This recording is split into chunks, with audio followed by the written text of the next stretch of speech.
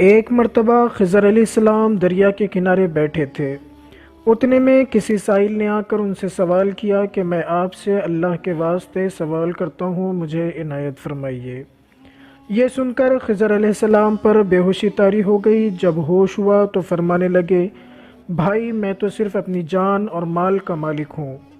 تم نے مجھ سے اللہ کے واسطے سوال کیا ہے، لہٰذا میں اپنی جان اور ذات تمہارے حوالے کرتا ہوں۔ تم جس طرح چاہو اس کو استعمال میں لاؤ، بازار میں فروخت کر کے اس کی قیمت سے فائدہ اٹھاؤ۔ چنانچہ سائل ان کو بازار لے گیا اور ایک شخص ساہمہ بن ارقم کے ہاتھ ان کو فروخت کر دیا۔ یہ خریدار ان کو اپنے گھر لے گیا جس کی پشت پر اس کا ایک باغ تھا۔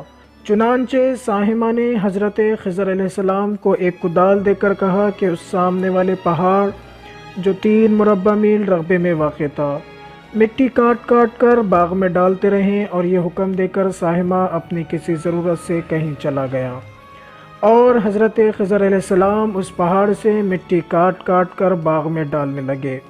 جب ساہمہ واپس آیا تو اس نے گھر والوں سے دریافت کیا کہ تم نے غلام کو کھانا کھلایا ہے یا نہیں؟ گھر والوں نے جواب دیا کہ ہمیں معلوم ہی نہیں غلام کہاں ہے۔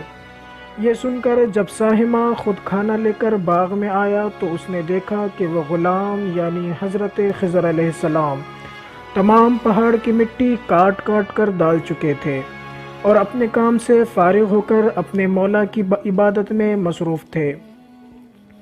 یہ دیکھ کر ساہمہ کو بڑا تعجب ہوا اور اس نے دریافت کیا، یہ تو بتائیے کہ آپ کون ہیں؟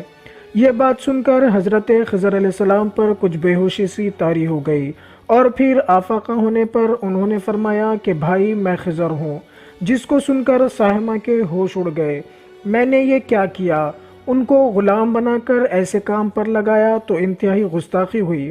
پھر ہوش آنے پر ساہمہ نے توبہ کی اور خضر علیہ السلام کو آزاد کر دیا، اور جناب باری میں عرض کیا کہ یا رب العالمین مجھ سے اس کا مواخذہ نہ فرما، کیونکہ میں ان کو جانتا نہیں تھا۔ اس کے بعد حضرت خضر علیہ السلام نے دعا فرمائی اور شکر بجا لائے، اے میرے پروردگار، میں نے تیرے ہی حق میں غلام بنا اور تیرے ہی حق میں آزاد ہوا، اس پر تیرا شکر گزار ہوں۔ بعد میں واپسی کی اجازت لے کر جب دریا پر واپس آئے تو دیکھا کہ ایک شخص کھڑا دعا مانگ رہا ہے کہ اے میرے رب، حضرت خضر علیہ السلام کو غلامی سے رہا فرما دے۔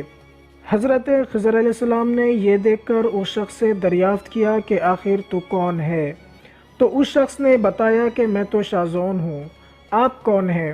انہوں نے فرمایا کہ میں خضر ہوں۔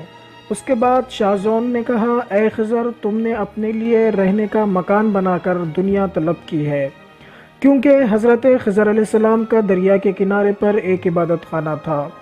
پس یہ سن کر وہ فوراً میدان میں نکل آئے اور وہیں اللہ کی عبادت میں مصروف ہو گئے۔ تو ناظرین اکرام، خدا کے برگزیدہ بندے اس حالت میں بھی راضی رہتے ہیں جو اللہ کو منظور ہو۔